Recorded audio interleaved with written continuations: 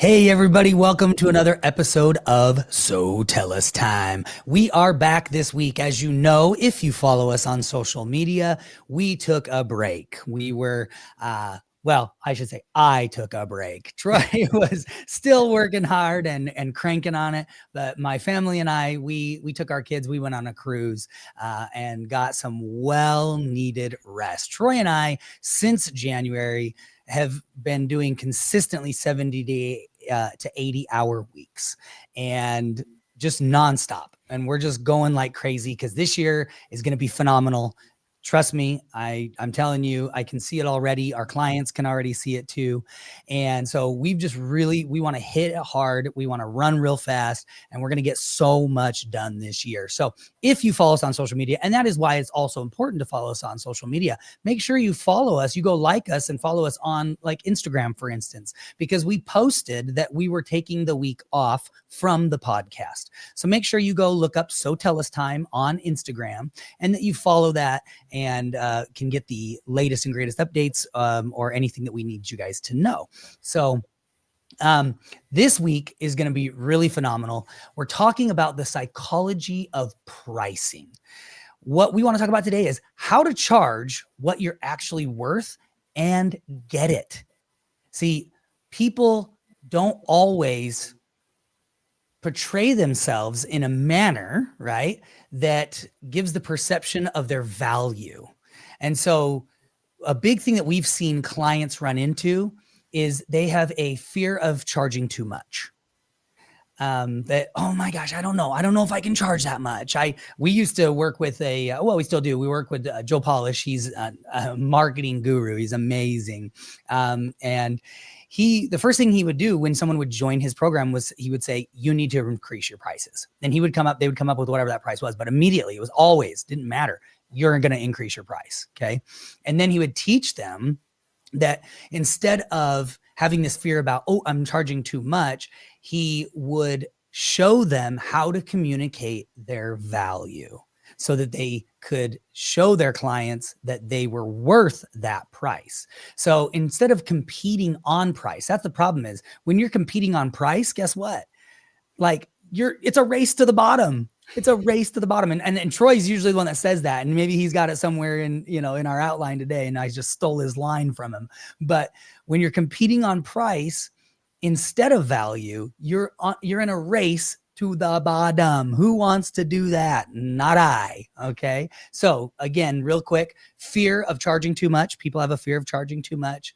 They want to compete on price instead of their value. And then they just don't know how to communicate their worth in a way that people are like, oh yeah, you are worth all the value that you're saying, every bit of the price, right? Your value is the price. So, all right, Troy, let's jump into it. The psychology behind pricing. All right. So the first thing we're going to talk about is the perceived value effect, which Trevor kind of mentioned there. So basically, people don't just buy products or services, they buy the perceived value, right, of that product. A perfect example of that is, why does a Starbucks coffee cost 5 or 6 times the price of a gas station coffee, right? Is it really that much better, or is there a perceived value in the Starbucks coffee versus that gas station coffee? I'll tell you what, you're going to be waiting in the line a lot longer to get the Starbucks coffee than you are the gas station coffee. So why do you see a line around the building at Starbucks, versus going to that gas station? And it's because of a perceived value. It's literally the power of branding and positioning in pricing, right? Starbucks can demand that higher price because they've created a perceived value for their product compared to everybody else. And that's how they get that price. So the next thing we're going to talk about is what we call the anchoring effect. And I love this one. So basically, when you're thinking about setting up your pricing, right, maybe different packages you have and things like that, there's something called the anchoring effect. And, basically what it is with the anchoring effect, you're going to set a higher anchor price, right? So a little bit higher price up here. And then that higher price is going to make your other prices, your other packages, your other services seem more reasonable. Now you may be thinking like, well, okay, well, how does that work? Well, let's talk about maybe you go to a nice restaurant, right? And they do it all the time in restaurants with these high-end menu pricing where it's like, oh, we have a steak for $100, right? You have $100 steak, but we have a $50 steak too. Well, the $100 steak makes the $50 steak look like a really good deal. It's like, oh, well, shoot, I get to pay half the price and get this steak right here versus paying $100, right? How many people buy the $100 steak? Not probably a lot of people are picking that top package, but I'll tell you what, because there's a $100 steak, the $50 steaks look really good. If there's a $50 steak is your high steak, then a $25 steak is going to look good, right? So you need to think about that when you're doing your pricing. What is your anchor? Where are you setting the top so that everything underneath the top looks great, right? So really think about that. And packaging is really important when it comes to, doing your pricing, right? Not just having one price, one package, but having different levels that they can choose from. When then you can steer them, like we're talking about with the anchoring, towards the one that is the one that you really want them to focus on. So I want you to think about, how can your business take advantage of anchoring? What can you do with your services to create that higher package that then pushes people towards, wow, look at the value I'm getting in this middle package, which is where you probably want people to be anyways, right? And the great thing is, for those 10% of people that do take the higher package, awesome, right? Even more profit there. So, okay, next thing we want to talk about is price versus quality perception. And this is really important because customers often associate a higher price with a better quality. Isn't that funny? We're afraid to charge more money, but in a consumer's mind, more money means better value. And it's funny because I've even noticed this, even just on Amazon, and everybody understands this one because everybody uses Amazon, right? On Amazon, if you have a product that is exactly the same from everything that you can tell, right? You've looked for this product and there's one that's just a little bit more expensive than the other one. You start to look at it and you go, why? Why is this one more expensive? And you start looking at it, you think, and just in your mind, you will naturally, I guarantee our listeners, I guarantee you guys have done this where you've actually purchased the more expensive product because, or the more expensive price, but similar or same exact product because you were like, well, I think this is the original, or I think you convince yourself. You literally the consumer starts to convince themselves that it's better, right? Yeah, absolutely. Well, and even look at, like, for example, let's just take another one of that would be luxury brands versus discount brands, right? Like why do you think Toyota also makes Lexus, right? They have their luxury brand and then they have their Toyota brand, which Toyotas are phenomenal, right? They last forever. They're great cars, but they have their luxury brand on top of that, right? And why do people buy the Lexus sedan versus the top of the line Toyota? Because it's, oh, well, this must be even better because it's the Lexus, right? Yeah. So they're creating that perception of, look, it's a higher price, it's got to be better quality. Well, and Troy, do you give the example? Of course, you know me, I don't read outlines. I wing it. But are you going to give the example of my father-in-law and the sunglasses? No, I'm not. So go ahead and do it. All right, let me do this. I'll give you a perfect example, guys. So my father-in-law, what he does is he stocks gas stations. He owns a company that stocks gas stations with all the trinkets, hats, glasses, lighters, all sorts of things, right? And he had these sunglasses that he would go and he set up, and they were cheap. They were very cheap. They're like $5, $4.99 or something like that. And he started getting calls from his account saying, hey, come get the glasses. They're not selling. Nobody buys them, whatever. And he's like, what? These are amazing glasses. These are great glasses. So he goes in there. He goes, well, hold on, just give me a chance. Let me try something. He goes in there and he takes those glasses and he changes the price. All he does is he changes the price from $4.99, I believe it was, somewhere around $5 to somewhere between, like, I think $15 to $25. I think it was honestly all the way up to like $25 was on these glasses. And all of a sudden they start selling out. The accounts can't keep their hands on them. People are buying them in droves. Like, it's crazy. And they're calling him saying, hey, we need another order. We need another order. We need another order, you know? And I'm talking a full rack, guys, like a rack of all the sunglasses. Think about it. When you go in a gas station, those racks of sunglasses. The only difference was he changed the price. And I'm pretty sure it was from $4.99 to $24.99. And they flew off the shelves. He couldn't get them fast enough to supply his accounts with. It was crazy. So perceived value, what an amazing example of that. Yeah. And literally, so that's a great example of like underpricing can actually hurt your business, right? Awesome. Okay, on to the next one. How do you set prices based on value, not just costs? And a lot of times as business owners, right? Many businesses simply calculate, this is what it costs me to do this job. Here's my markup. That equals my price, right?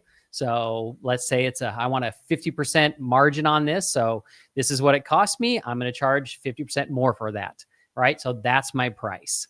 But this method does not account for perceived value or customer psychology. This is just straight math, right? So we want you to stop thinking that way, and we want you to actually look at value-based pricing strategies that can actually make you more money. So instead of charging based on your cost, you're going to charge based on the value and the outcomes that your customers receive, right? This is really important. So for example, I'll give you an example of this. Like if a consultant can help a business earn an extra $100,000 in a year, what should he or she charge for those services, right? Should he just be charging an hourly rate? Like, oh, I charge $50 an hour, right? Or should he be charging, well, look, I'm going to increase your business by $100,000. So you're going to pay me $10,000 to do that, or $20,000 to do that, right? So by looking at the value that you're bringing to your customer and you can base your pricing off of that. A lot of times you can have a much higher price based on that, the value and the outcome that customer is going to get versus just what it's going to cost you to do that job, right? Okay, so the next thing, we're going to talk about a couple of pricing models that work well. So one of those is called tiered pricing.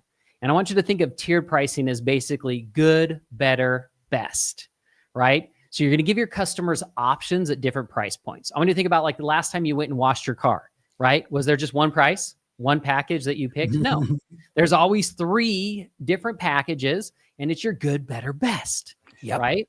And most likely you're driving, again, like we've talked about, you're trying to drive people into that middle package, but there's going to be a percentage of people that are going to be like top package every single time.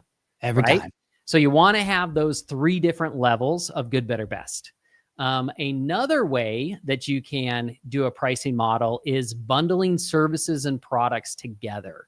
And this is a great way to do it. So basically, you are increasing the perceived value of your services while boosting your average order value. So for example, like let's say I'm a carpet cleaner. And it's like, all right, I have a package that is, 3 rooms and a hallway for this price, right?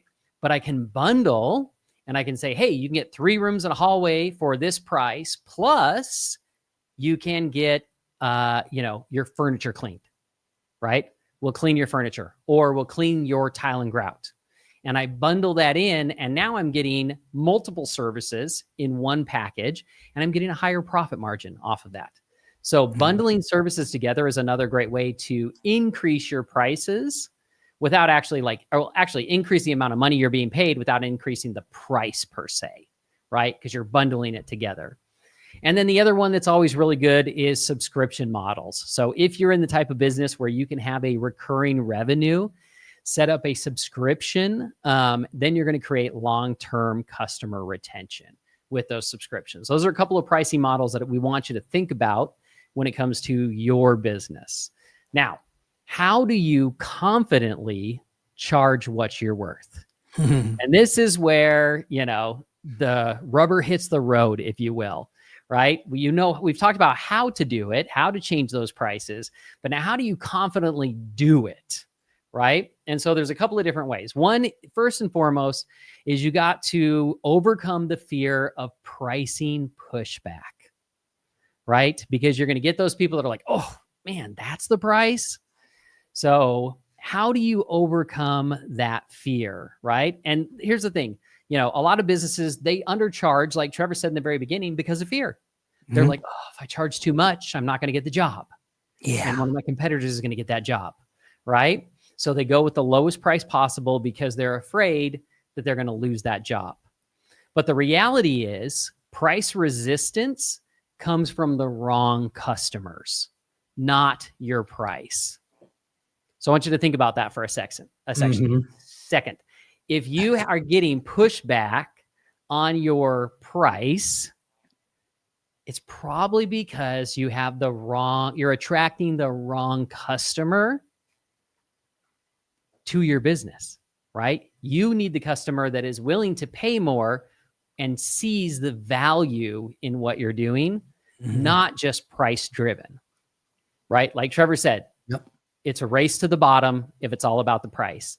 And I can promise you there is no loyalty with the customers that only care about the price. Yep. Because the minute someone else will give them a better deal, boom, they're gone. Yeah. And here's the thing is, if you're brand new, you'll take everything. You'll take every client, but if you're not brand new, you hopefully are in a stage where you can choose to work with people or not. You can choose to vet your clients or potential clients, right? Which is what we're talking about. And it's always something you should be working on and refining. All the way from, like, my wife just got her cosmetology license. The kids are older now. I've talked about this before. She wants to do something beyond being home all the time. And so, less kids don't need her as much. So she went and got her cosmetology license. She now works at a salon and is loving it, having a great time. But she's experiencing the consumer world for the first time from a provider's experience, which is, she's not a business owner.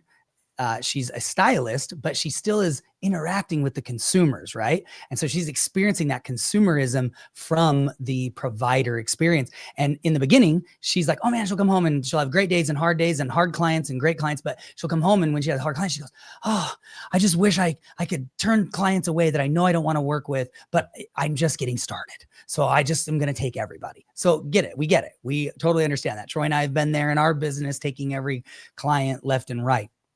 But moving forward, and I told her, moving forward, you are going to be able to do this as you do your own salon and you have a clientele built up. You're going to be able to pick and choose, and you're going to want to. And that goes into every aspect of business. Like, for instance, with us and offering our PPC services, running ads for clients, we thoroughly vet these clients because everybody wants to be on the first page of Google immediately. But often they don't want to pay what they need to pay in order to get there. And I'm not talking about our prices. I'm talking about we're very inexpensive to run people's PPC. I'm talking about what they got to pay Google, what they got to pay to play. And so we've over the years learned to better vet these people who want to be a PPC client, because not everybody is a PPC client. And it just creates headaches. When you take the wrong kind of customer, you're creating headaches and additional work that you don't need to have. And you could be focused on working with the clients that do get it and do pay. So basically kind of same of what we're talking about right here. Yep, exactly. All right. So how do you communicate the value to your customers? Well, again, we talked about people don't buy what you do. They buy the results that you provide. And that's really important to understand. So you need to focus on the transformation rather than the cost. A lot of times we talk about, when we're selling people, we're selling them on the price. But that's not what we should be selling them on. We need to be selling them on the transformation. What's going to change in their life because they are utilizing our services. So for example, right? An example would be selling more time. Like if I owned a virtual assistant service, rather than selling VA services to a business owner, I'm going to sell them that they're going to have so much more free time in their life. Because guess what? Free time to a business owner has a lot more value than what they're going to perceive from just having a virtual assistant working for them, right? If I sell them a virtual assistant, it's like, oh, that's just another employee that I got to manage and make sure that they're doing their job and blah, blah, blah, blah, blah.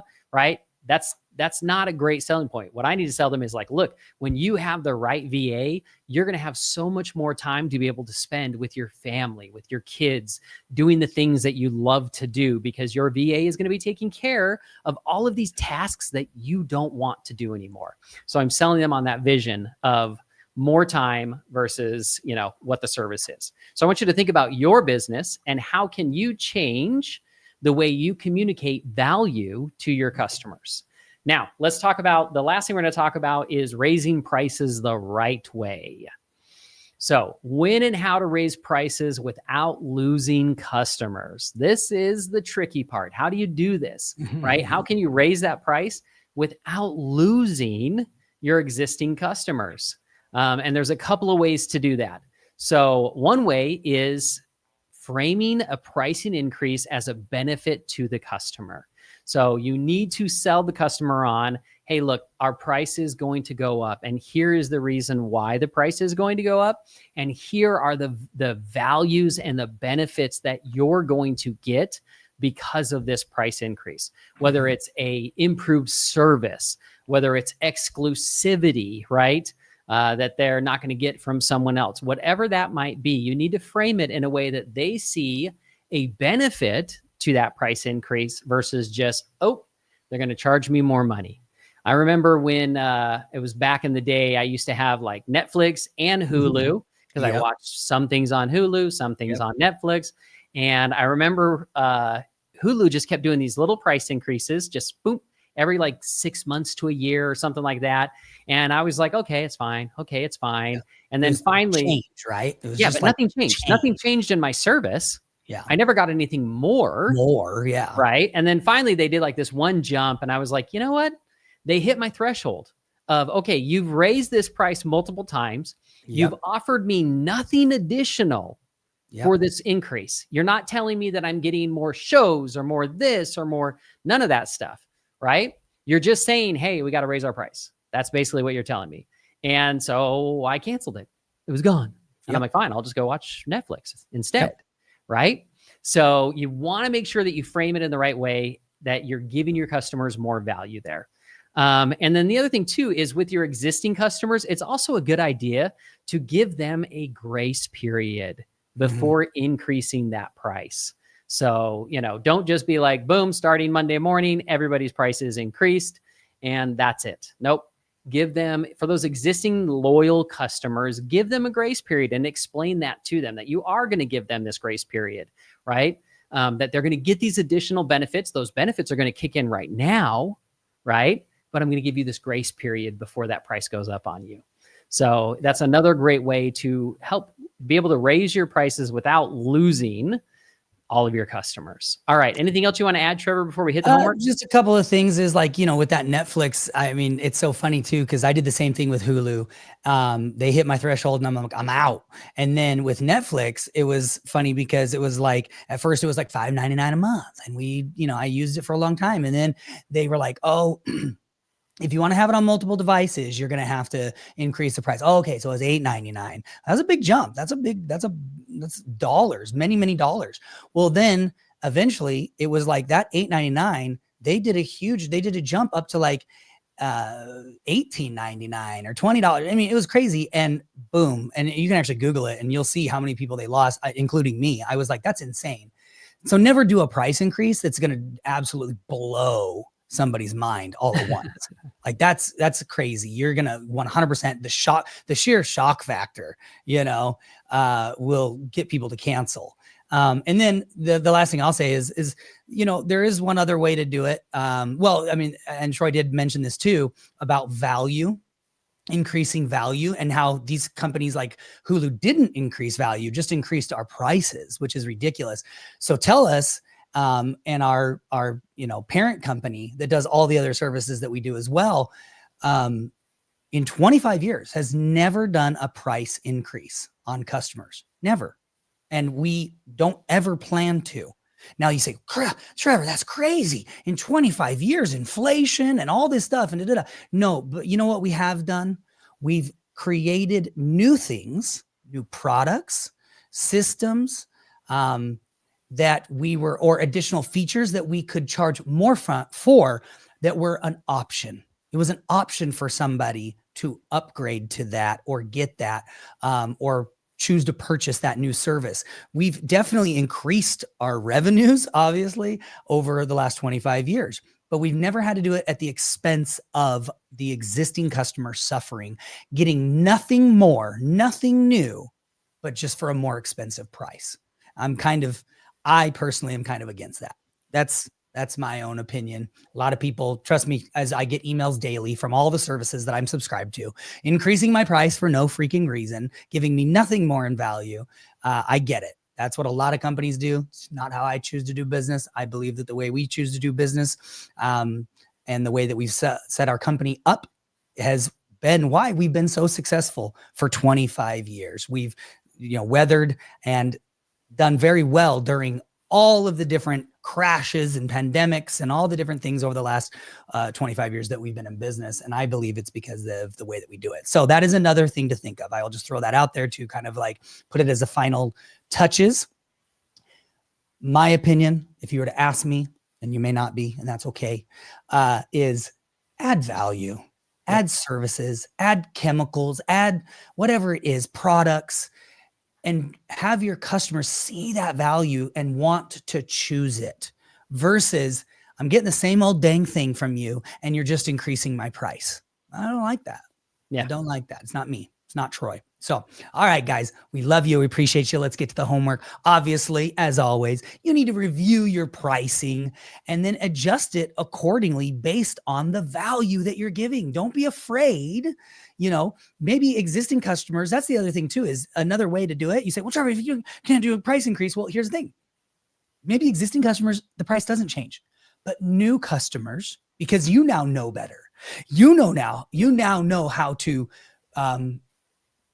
give a value proposition and show your worth better than you did originally. So guess what? The existing customers, they get the benefit of you not knowing exactly how you want to do what you want to do. But now that you do, the new customers that don't know you and don't know it's a price increase can pay the higher price. And there's nothing wrong with that because, again, the customers who came on in the beginning and have been loyal and been wonderful, they get that awesome benefit.